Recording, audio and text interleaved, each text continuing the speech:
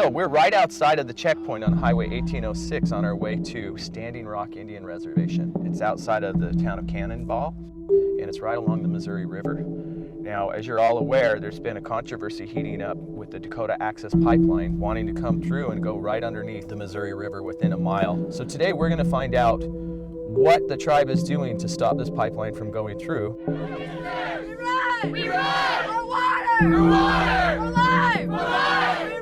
We ride! We ride! For our people! For our people! For one nation! For one nation! We ride! We ride! For our brothers! For our brothers! And our sisters! And our sisters! We ride! We're here at the start of the controversy of the Dakota Access Pipeline. The Native American tribes have been protesting and fighting this pipeline for years, but it finally came to a head when they broke ground right here.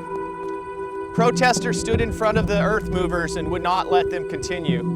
In the following events, lawsuits have been filed, gag orders have been filed, and there's been heated controversy. One thing that's really important about this story is it's about our resources, our land and our water. And it's taken the indigenous people to be the people that stand up to the US government, the corporations, and the fossil fuel companies. We have dozens and dozens of tribes from all over the nation gathered at Standing Rock. They are having ceremony, they are having prayers, and they're also having legal strategization for what can be done to stop this pipeline. My name is Patricia Hamill. I live in Madison, Wisconsin. I'm an attorney in private practice there, and I'm here to assist people with interviewing witnesses, collecting information, defending people who are arrested, trying to help in any way I can with respect to the lawsuits that are being filed. Wisconsin has the largest tar sands pipeline in the United States running from northwest to southeast.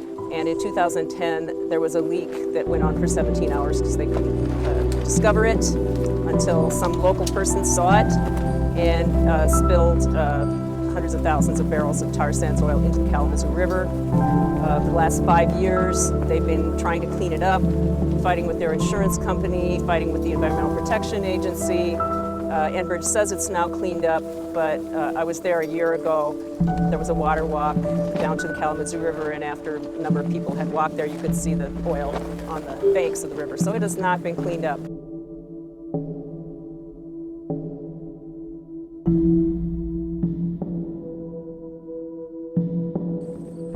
One of the things that the tribe elders have made clear since we've been here is this is not a protest. This is not about hostility. This is about protecting the land. And over and over again in the camp, they're repeating the message that we're peaceful. We're doing this through peaceful means. This is not responsible decision making. The black snake that's being proposed here, its head, its brain is in Texas, where this corporation is, but its heart lies in Washington, D.C., by the lawmakers, the legislators, the court, the policymakers who are enabling actions and irresponsible decisions to manifest and materialize before our eyes. Have they ever asked themselves who they are and where they come from?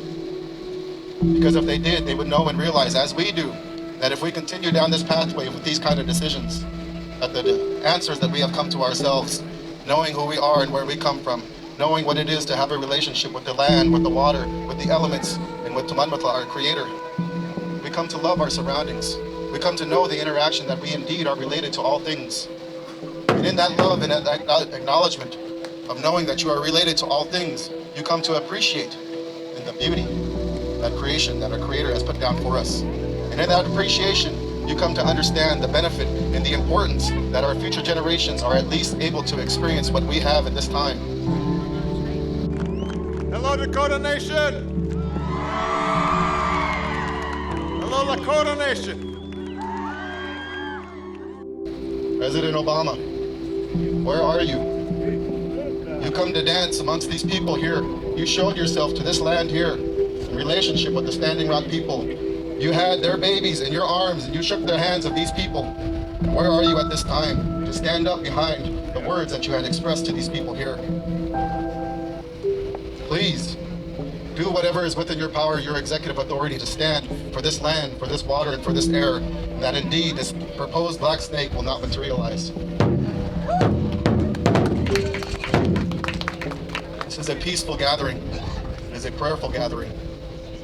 This is not protesters, but indeed truly protectors who are expressing what is in the well-being of all.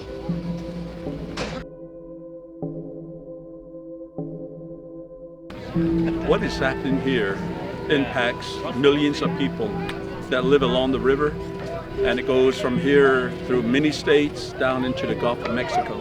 Is that if this pipe goes through and if it breaks, it will devastate the entire region all the way down to the Gulf of Mexico.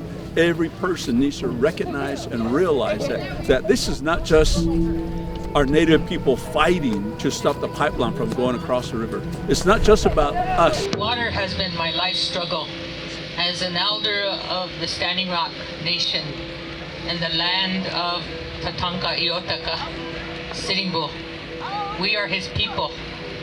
And there will be no pipeline. There will be no oil going through the homeland. These pipelines run underground, so people don't often discover that they're leaking until they've already leaked quite a bit. What happened in Kalamazoo is that volatile chemicals escaped into the air when the pipeline was spilling, and it made many people sick. The company ended up buying out a lot of people's property around the spill site, and as I said, they still have not cleaned it up.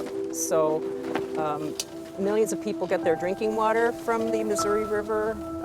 I believe the city of Omaha gets its drinking water from the Missouri River, and all those people could be affected.